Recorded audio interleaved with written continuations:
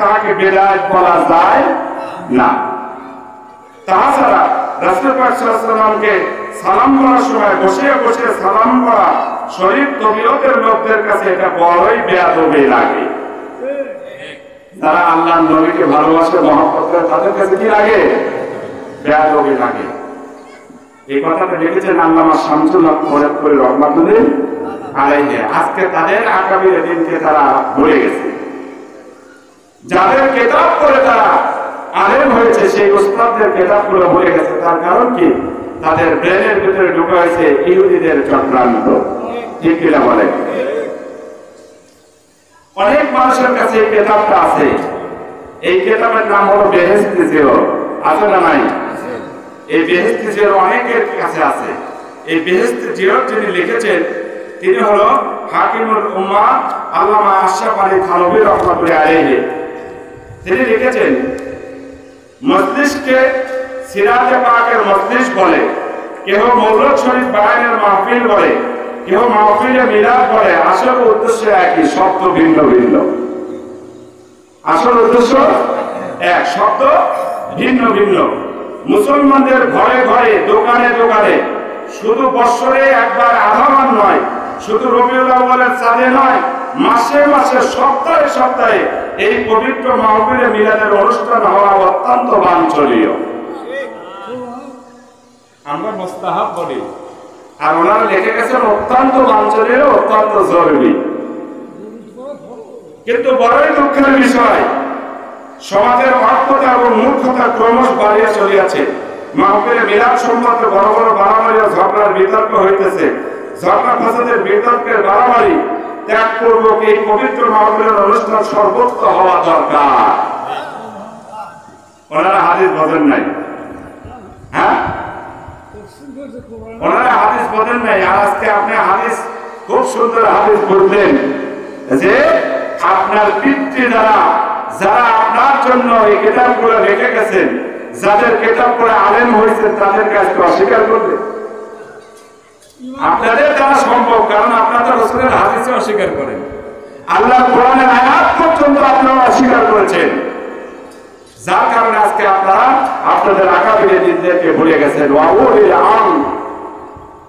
উলিল আমদের দ্বারা আজকে ভুলে গেছে। ঠিক কিনা বলেন? সম্মানিত হাজিরিন, অনেক কিতাব আমার কাছে আছে।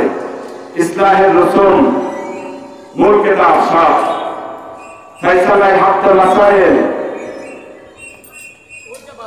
এই কিতাবগুলোর ভিতরে এত সুন্দর করে তারা মিলাদের কথাগুলো লিখে গেছেন, জ্ঞানের কথা বলে গেছেন। সম্মানিত হাজিরিন, আজকে তারাও সেটা ভুলে গেছে।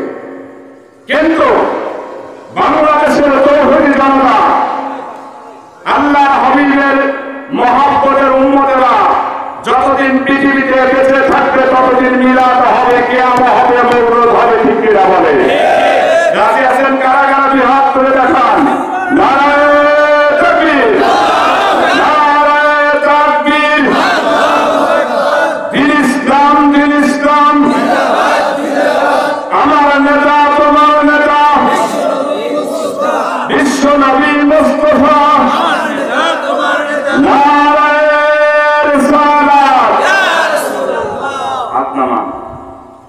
এই হাতগুলো আল্লাহর কাছে ভিডিও হয়ে গেছে। কি হয়ে গেছে? ভিডিও হয়ে গেছে। কিয়ামতের ময়দানে আমলনামা যখন ঘুরতে ঘুরতে আসবে, তখন দেখবেন যে আল্লাহর মওলুদ নবী সাল্লাল্লাহু আলাইহি ওয়াসাল্লামের অনুষ্ঠানে তারা হাত তুলে আল্লাহর নবীর মিলাদের স্বীকৃতি দিয়েছে। যারা বলেন সুবহানাল্লাহ। আল্লাহ বলে, ফেরেশতা আর কোন জবাব দিতে নাই, এদেরকে এখন জান্নাতে ঢোকাও, কারণ এরা আমার নবীর উম্মত, এরা আমার নবীর উম্মত। সম্মানিত আসুন হাজিরিন, এখন আসেন আমরা মূল আলোচনায় চলে যাই। এতক্ষণ শুধু আপনাদের সাথে একটু গল্প করলাম। আমার কথাকে বুঝতেছেন না? রাগ করতেছেন? আমি কিন্তু কেচ্ছা কাহিনী বলতে পারি না।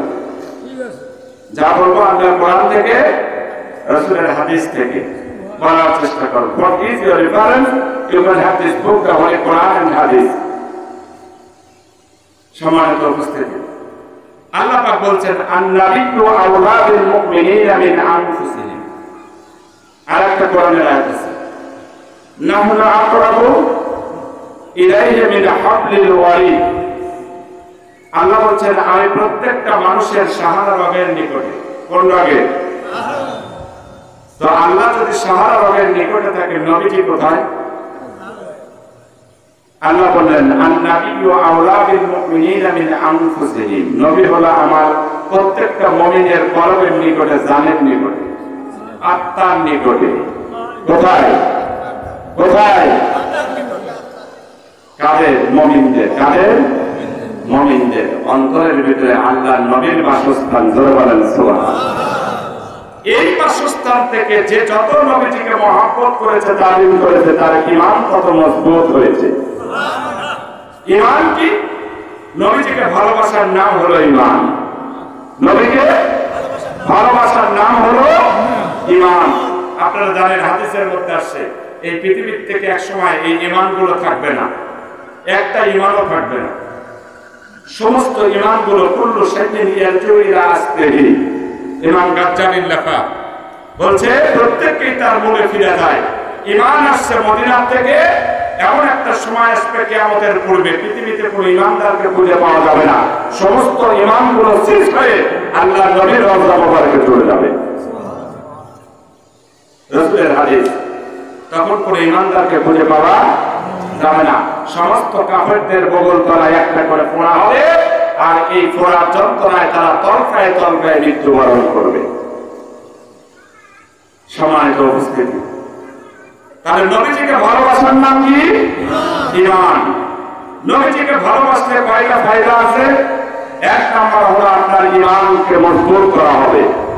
দুই নাম্বার হলো আল্লাহর নবীকে ভালোবাসলে আপনার জীবনের গুনাহগুলো মাফ হয়ে যাবে, কোনো গুনাহ থাকবে না। দলিল আল্লাহর কোরআন, ওয়া ইয়াগফিরু লাকুম যুনুবাকুম আল্লাহু গফুরুর রহিম। সুবহানাল্লাহ বললেন না? কুল ইন কুনতুম তুহিব্বুনাল্লাহ ফাত্তাবিউনি ইউহিব্বুকুমুল্লাহ। আল্লাহ বলেন যদি আমার ভালোবাসা পেতে চাও আমার নবীজির ইত্তেবা করো। আমার নবীজির ইত্তেবার মধ্যে রয়েছে ভালোবাসা। জোরে বলেন সুবহানাল্লাহ। আর আমার নবীকে ভালোবাসলে আমি আল্লাহ বলেছি ওয়া ইয়াগফিরু লাকুম যুনুবাকুম আল্লাহু গফুরুর রহিম, আমি আল্লাহ তোমাদের যত পাপ আছে সব মাফ করে দেব। ঘোষণাকার সার্টিফিকেট দিয়েছেন আল্লাহ। তিন নাম্বার হলো আমার নবীকে যদি ভালোবাসা হয়, কিয়ামতের ময়দানে যখন মানুষকে কবরস্থ করা হয়, এই কবরের ভিতরে আল্লাহ পাক তাকে নাজাত করে দেবে। কবরের ভিতরে কি করবে? নাজাত করবে। কবরে তিনটা প্রশ্ন হয়। কয়টা বলেন তো? তিনটা প্রশ্ন। এক নাম্বার হলো মান রব্বুকা, দুই নাম্বার অমান দীনুকা, তিন নাম্বার অমান নাবিয়ুকা। এই তিনটা প্রশ্ন হবে। এই তিনটা প্রশ্নের জবাব যখন আপনি দিতে পারবেন না, তখন আপনার জন্য একটা স্পেশাল অপরচুনিটি থাকবে। তিনটা প্রশ্ন শেষ আপনি পারেন নাই, এরপরেও আরো একটা প্রশ্ন আপনাকে করা হবে নবীজির উম্মতের কারণে। জোরে বলেন সুবহানাল্লাহ। কি প্রশ্ন? রাসূলের হাদিসের মধ্যে আছে মা কুনতু তাকুনু ফিল হাক্কি হাযা রাসূলা আল্লাযী বুইসতা ফীকুম। এই তিনটা প্রশ্নের পরে আল্লাহ পাক আপনাকে দেখাবেন মুহাম্মদ সাল্লাল্লাহু আলাইহি ওয়াসাল্লামের রওজা মুবারকের দরজা খুলে যাবে, আপনার কবর থেকে সরাসরি আল্লাহর রাসূলের চেহারা দেখা যাবে। যেটা জীবদ্দশাতে দেখলে জাহান্নামের আগুন হারাম, সেই চেহারাটা দেখবেন কবরের ভিতরে। আল্লাহ পাক বলবেন, রাসূল বলেছেন মা কুনতু তাকুনু ফিল হাক্কি হাযা রাসূল। ফেরেশতারা ডাক দিয়ে বলবে তিনটা প্রশ্নের তো জবাব দিতে পারো নাই, এবার লক্ষ্য করে দেখো ওই যে মানুষটাকে দেখা যায়, ওই মানুষটাকে চেনো কিনা। ওই মানুষটাকে আরো একটু ভেঙে দিবে। আল্লাযী বুইসতা ফীকুম, যাকে পৃথিবীতে পাঠানো হয়েছিল রাহমাতুল লিল আলামিন হিসেবে, দেখো তো চেনো কিনা। এবার যদি আপনি নবীজির মহব্বত অন্তরে পয়দা করতে পারেন, নবীজির আসন যদি আপনার কলবে হয়ে থাকে, আপনি বলে দিবেন হাযা মুহাম্মাদুর রাসূলুল্লাহ সাল্লাল্লাহু আলাইহি ওয়াসাল্লাম। নবীজিকে মহব্বত করলে লাভ কয়টা? এক নাম্বার হলো ঈমান মজবুত হবে, দুই নাম্বার হলো জীবনের গুনাহ মাফ হবে, তিন নাম্বার হলো কবরের ভিতরে সেই সওয়াল থেকে আপনাকে পরিত্রাণ দেওয়া হবে। লাভ আছে না ক্ষতি? লাভ আছে। এজন্য পৃথিবীতে দৃষ্টান্ত দেয়া গেছে সাহাবায়ে কেরাম রাদিয়াল্লাহু তাআলা আজমাইন, তারা জীবন দিয়েছে হাসি মুখে নবীজির মহব্বতে। জোরে বলেন ঠিক কিনা? আমার নবীজি আদর্শ দেখে সাহাবীরা শিখেছেন। আল্লাহর নবী কোন একদিন রাস্তা দিয়ে যাচ্ছেন, দেখে ছোট্ট একটা বাচ্চা, তো ডাকতে বলতেছেন যে বাচ্চা, তোমার একটা খাঁচা ছিল, খাঁচার ভিতরে একটা পাখি ছিল, পাখিটা কই? ওই পাখিটা মারা গেছে। সাহাবীরা বলতেছেন একটা ছোট্ট বালকের খাঁচার ভিতরে পাখি থাকে, নবীজি এটারও খবর রাখে। চিন্তা করা যায়? তিনি হলো রাহমাতুল লিল আলামিন। আজকে সেই নবীর শান নিয়ে, মান নিয়ে কটাক্ষ করেন, আপনার হৃদয়টা একবারও কাঁপে না? কাঁপবে না, কারণ আমরা জানি আপনারা সেই মদিনার ইহুদিদের উত্তরসূরি। ঠিক কিনা বলেন? যার কারণে মুহাম্মদ সাল্লাল্লাহু আলাইহি সাল্লামের কথা শুনলে আপনাদের শরীরে জ্বালা পোড়া হয়। আর আমরাও উদাত্ত কণ্ঠে, উদাত্ত আহ্বান রেখে আপনাদের কাছে জানিয়ে দিতে চাই, যতদিন পর্যন্ত আহলে সুন্নাহ ওয়াল জামাতের এক একজন কর্মীর শরীরের ভিতরে এক বিন্দু রক্ত থাকবে, ততদিন পর্যন্ত তারা আল্লাহর শান, নবীজির শান এবং মান নিয়ে কোনো কথা বরদাস্ত করবে না। করবেন? করা যাবে না। সম্মানিত হাজির, ভারতের সুপ্রিম কোর্টে একটা কেস হয়েছিল একটা ছেলের উপরে, খুব ইয়ং ছিলেন, কিন্তু বেচারার কাজ ছিল হলো তিনি সুতারের কাজ করতেন। কিসের কাজ?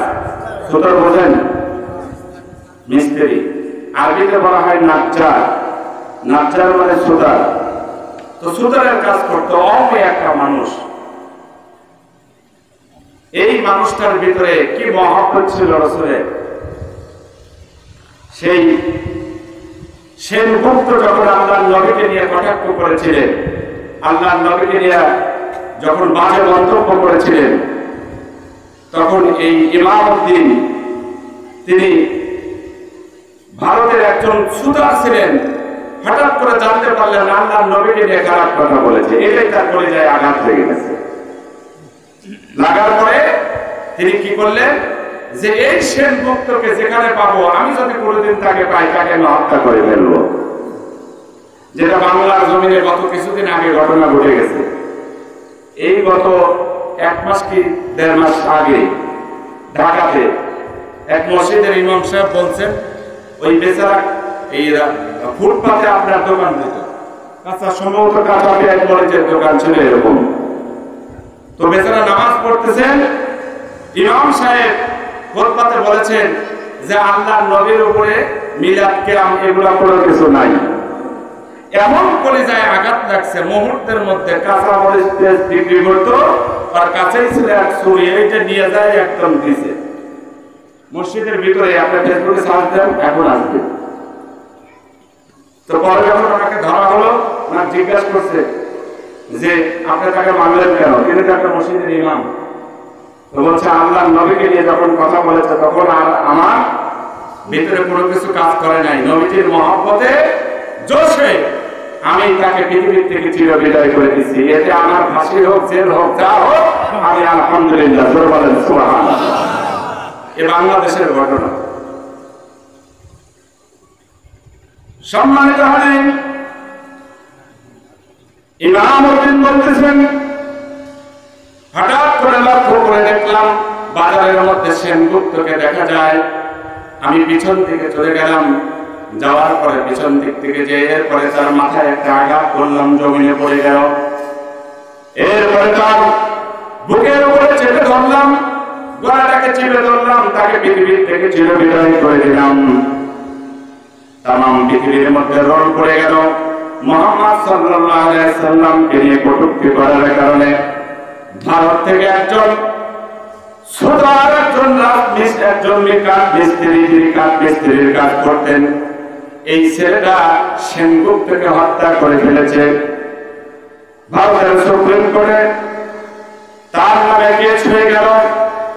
আদালত দীর্ঘদিন মামলা চলতে শুরু করলো। তাম পৃথিবীর সকল আইনজীবীরা, ব্যারিস্টাররা তারা একত্রিত হলো, বোর্ড গঠন করলো। এটা বড় একটা মানের ব্যাপার মুসলমানদের জন্য, কারণ আল্লাহর নবীর জন্য এই ছেলেটা জিহাদ করেছে। সুতরাং একে যদি ফাঁসি দেওয়া হয় তাহলে মুসলমানদের মান সম্মান ইজ্জত সব ধ্বংস হয়ে যাবে। সুতরাং এই ফাঁসির কাস্টডি থেকে ইমামউদ্দিনকে বাঁচাতে হবে। জোরে জোরে বলুন সুবহানাল্লাহ। পাকিস্তান থেকে আসলো, দুবাই থেকে আসলো, আরব আমিরাত থেকে আসলো, বিভিন্ন দেশের আইনজীবীরা, মুসলিমরা তারা বোর্ড গঠন করে তারা সিদ্ধান্ত গ্রহণ করলো যে একে কিভাবে বাঁচানো যায়। তখন তাকে একটা কৌশল শিক্ষা দিল, বললো শোনো, তোমার জন্য গোটা বিশ্বের সমস্ত মুসলিম ব্যারিস্টাররা তারা ঐক্যবদ্ধ হয়ে বোর্ড গঠন করেছে, তোমাকে এই ভারতের সুপ্রিম কোর্টের আদালত থেকে নির্দোষ প্রমাণ করতেই হবে। অতএব আমরা তোমাকে যেটা বলি সেটা তোমাকে মানতে হবে। বললো কি বলেন? তখন বলতেছেন যে আমরা বলে দেবো, তুমি যখন তোমাকে যখন জজ জিজ্ঞাসা করবে যে তুমি তাকে মারছো কেন, তুমি বলবা যে আমি যে মেরেছি কিভাবে আমি নিজেই জানি না, আমি মস্তিষ্ক বিকৃত লোক, আমার মস্তিষ্ক ঠিক ছিল না, আমি কিভাবে মারছি, কি দিয়ে মেরেছি এটা আমি এখন পর্যন্ত বলতে পারি না, আমি ভুলে গেছি। সুতরাং ওই মুহূর্তের জন্য আমার মস্তিষ্ক বিকৃত ছিল। শুধু এই কথাটা বলবা, এরপরে যত জিহাদ করা লাগে আর যত ফাইট করা লাগে পরে আমরা তোমাকে এই কাঠগড়া থেকে বের করবো, মুক্ত করবো ইনশাআল্লাহ। শিখিয়ে দিলেন। যেদিন রায় হবে ওই দিন তাকে একটা সেলের ভিতরে রাখা হয়েছে, একটা খুব ছোট্ট একটা কামরা, একটা ঘর, এই ঘরের ভিতরে তাকে রাখা হয়েছে। পরের দিন সকাল 10টা থেকে 11টার মধ্যে কোর্ট বসবে। হঠাৎ করে এই ইমামউদ্দিন বলতেছেন, আমি হঠাৎ করে ঘরের ভিতরে আছি, অন্ধকার ঘর, হঠাৎ করে দেখি কে যেন আমার ঘরের দরজায় এরকম করে টক টক শব্দ। আমি জিজ্ঞাসা করলাম কে? হলো ইমামউদ্দিন, আমি এসে গেছি। জোরে বলেন সুবহানাল্লাহ। ইমামউদ্দিন ডাকতে বলতেছেন, আমি যখন দরজা খুললাম, খোলার সঙ্গে সঙ্গে আমি লক্ষ্য করে দেখলাম এক সুদর্শন পুরুষ, জোরে বলেন সুবহানাল্লাহ, যাকে জীবনে কোনোদিন দেখি নাই, এত সুন্দর চেহারা গঠনের একজন মানুষ। আমি তাকে সালাম দিলাম, তিনি সালামের জবাব দিলেন। আমি ডাকতে বললাম, আপনি কে? আপনি কোন দেশের ব্যারিস্টার? আপনি কোন দেশের আইনজীবী? আমার কাছে এসেছেন বলেন। আমাকে উত্তর দিল, আমি পৃথিবীর কোন আইনজীবী নাই, কোন ব্যারিস্টার নয়। ও ইমামউদ্দিন, যেই নবীর জন্য, যেই নবীর মহব্বতের কারণে তুমি একজন মানুষকে পৃথিবীর থেকে চিরবিদায় করে দিয়েছ, সেই নবীর মহব্বতে তুমি একজন মানুষকে হত্যা করেছো, সেই নবীর কারণে তুমি তোমার ঈমানকে এখন পর্যন্ত মজবুত করে রেখেছো। আমি তোমার ঈমানকে আরো একটু সাথ দেওয়ার জন্য, মজবুত করার জন্য তোমার কাছে এসেছি। আমি আর কেউ নয়, আমি আখির জামানার পয়গম্বর মুহাম্মদুর রাসূলুল্লাহ সাল্লাল্লাহু আলাইহি ওয়াসাল্লাম।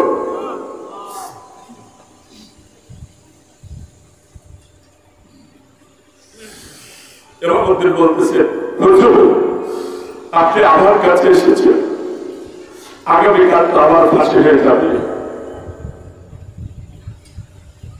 ইমামউদ্দিন তোমার ফাঁসি হবে, আমি মুহাম্মদ সাল্লাল্লাহু আলাইহি ওয়াসাল্লাম এটাই চাই, কারণ আমি তোমার প্রতীক্ষায় আছি, আমি তোমার প্রতীক্ষায় আছি। ও ইমামউদ্দিন, আমি আল্লাহর নবী মুহাম্মদ সাল্লাল্লাহু আলাইহি ওয়াসাল্লাম ঘোষণা দিচ্ছি, খবরদার তাম পৃথিবীর যত ব্যারিস্টার তোমাকে যে ধরনের কথাই শিখিয়ে ঠিক না কেন, তুমি কাঠগড়ার শেষ পর্যন্ত, চূড়ান্ত মুহূর্ত পর্যন্ত তুমি কোন মিথ্যার আশ্রয় গ্রহণ করতে পারবে না। কারণ দিন দুনিয়ার বাদশা, আখির জামানার পয়গম্বর মুহাম্মদুর রাসূলুল্লাহ তোমাকে রিসিভ করার জন্য তোমার কাঠগড়া পর্যন্ত অবস্থান করতেছে। বলেন সুবহানাল্লাহ।